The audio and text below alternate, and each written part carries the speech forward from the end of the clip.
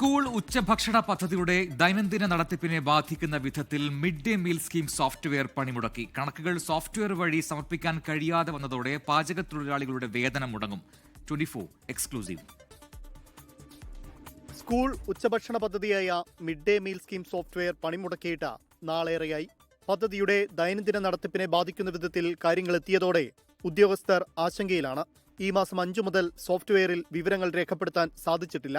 School ഉച്ചഭക്ഷണത്തിന്റെ ഹാജർ നിലയും ചോറ്, കറികൾ, മുട്ട, പാൽ, മറ്റു ഭക്ഷ്യവിഭവങ്ങൾ എന്നിവ വിതരണം ചെയ്യുന്നതിന്റെയും വിശദവിവരങ്ങൾ തുടങ്ങിയവ ദൈനംദിനം രേഖപ്പെടുത്തുന്നത് സോഫ്റ്റ്വെയർ മുഖേനയാണ്. മാവേലി സ്റ്റോറിൽ നിന്ന് അരി ലഭിക്കുമ്പോൾ സ്റ്റോക്ക് എൻട്രി നടത്തുന്നതും പാചകത്തൊഴിലാളികളുടെ ഓരോ മാസത്തെയും റിപ്പോർട്ടുകളും മറ്റും ചെയ്യുന്നതും ഈ സോഫ്റ്റ്വെയർ മുഖേനയാണ്.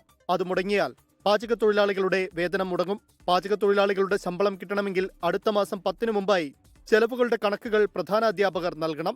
ഈ മാസത്തെ ചെലവ് കണക്ക് ഇതുവരെ തയ്യാറാക്കാനും കഴിഞ്ഞിട്ടില്ല.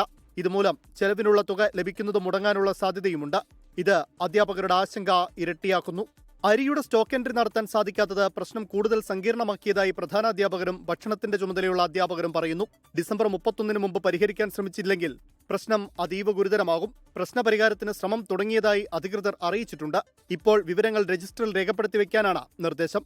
അതേസമയം പ്രശ്നം പരിഹരിക്കാൻ ഇനിയും ദിവസങ്ങൾ വേണ്ടിവരുമെന്നാണ് അറിയുന്നത്. വെബ്സൈറ്റ് ഹാക്ക് ചെയ്യപ്പെട്ടിരിക്കാമെന്ന സംശയവും ഉയരുന്നുണ്ട്. 24 കൊല്ലം. ലോകത്തെവിടെയായാലും ഏത് സമയത്തും 24 വാർത്തകളും ഓഗ്മെന്റഡ് റിയാലിറ്റി പാക്കേജുകളും എക്സ്പ്ലെയിനറുകളും വിശദമായി കാണാൻ ഞങ്ങളുടെ യൂട്യൂബ് ചാനൽ നിങ്ങൾക്ക് സബ്സ്ക്രൈബ് ചെയ്യാം.